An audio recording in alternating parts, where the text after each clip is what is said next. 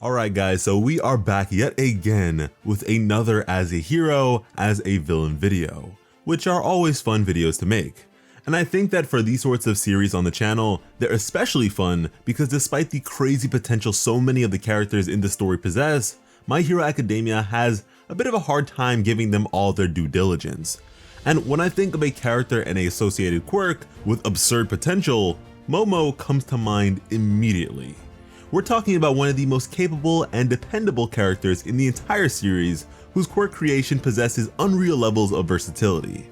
She's pretty much like if Shikamaru was in My Hero Academia, in that if given enough time, she can work out just about any situation, even under the most immense pressure. And sure, maybe she's not necessarily the person you want to see in a one-on-one fight, or in those sorts of epic power clashes, but in terms of support, there is nobody I would rather have in my corner, pro hero or not. And so with that, Momo as a villain is something I have thought about for a very long time. Now, as per usual, when it comes to this sort of conceptual content, we try our best to keep things plausible, yet interesting. And so as for Momo's villainous motivation, I have a few ideas. Now, Momo grew up rich, and so even beyond her quirk, possessions have always been a staple of her lifestyle. In the event that her money turned out to be dirty, or her family went bankrupt, that could serve as a major shift for the character and her development. Now, alternatively, despite one's inherent riches, childhood neglect isn't too uncommon in wealthy households, and so as an act of defiance or a cry for attention, she could have dabbled outside the law just a bit.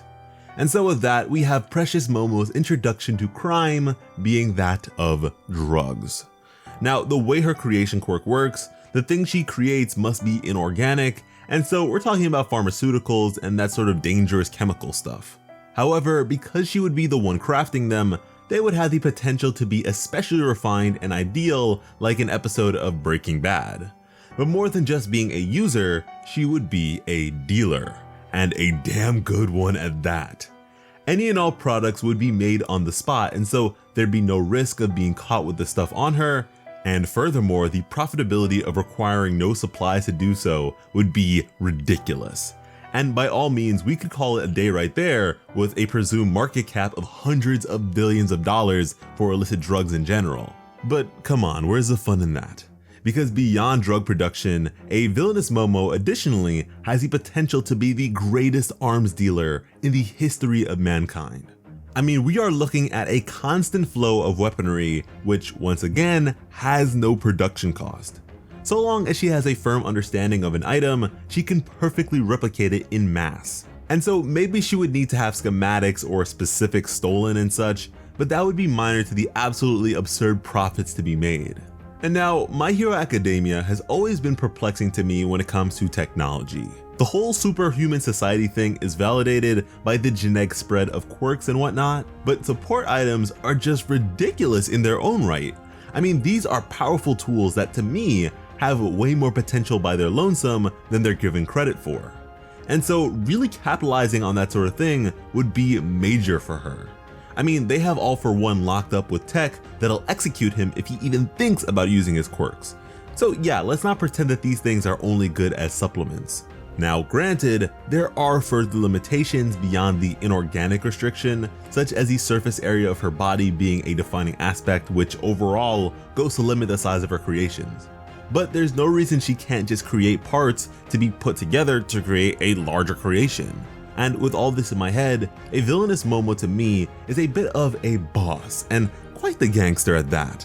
And so in regards to the sort of people that would be useful to her, someone like that one kid in the red from the provisional license exam, or anyone that can make things bigger, either people or things, would be perfect, as they'd serve to mitigate the potential shortcoming we just spoke about. But you know what, beyond all of that, one of Momo's most devastating moves as a villain would certainly have to be economic instability. She could single-handedly run the vast majority of product-based businesses into the ground and flood several markets with perfectly replicated goods, to the point where differentiating authenticity would be next to impossible. Not to mention that on top of all these possibilities, she is an actual genius. So she'd actually be able to put these plans into action in incredible ways. I mean, really, with enough diligence and meticulous effort, she could just cut through all of this and make counterfeit cash. A villainous Momo would be a menace to society in ways never before seen. Imagine if Overhaul knew about her quirk on top of Aries. To me, creation is just far too capable, but let me know what you guys think about it in the comments, and also how you feel about Momo as a villain.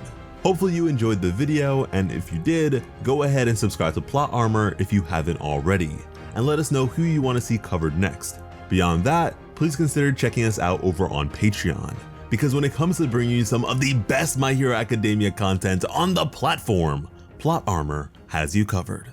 As always, I am Slice of Otaku. Thank you all so much for watching and have an awesome day. I love you.